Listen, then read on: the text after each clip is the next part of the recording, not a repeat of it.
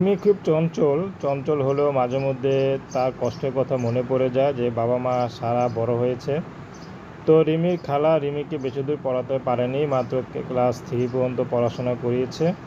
তো রিমি এখন ঘরের যাবতীয় কাজবাজ রিমি একাই করে, আর খালায় পরের বাসায় কাজ করে। তো রিমি দেখতে মাশাআল্লাহ বেশ সুন্দর, অনেকে পছন্দ করে, কিন্তু যখন দেখে রিমি এতিম, তার কেউ নেই, তখন কেউ তাকে বিয়ে শাদী করতে চায় না। তো রিমি এখন বাধ্য হয়ে ইউটিউবে এসেছেন, যদি ভালো একজন মানুষ পায়, সে বয়স্ক হলেও ভালো হয়, তাহলে তাকে ছেড়ে হয়তো কখনো চলে যাবে না। কারণ বয়স্ক পুরুষরা স্ত্রীকে বেশি ভালোবাসে এবং অল্প বয়সী মেয়েদেরকে বেশি পছন্দ করে। তো রিমির একটি কথা, যে আমাকে বিয়ে করবে তার বয়স যদি বেশি হয় ভালো হয়।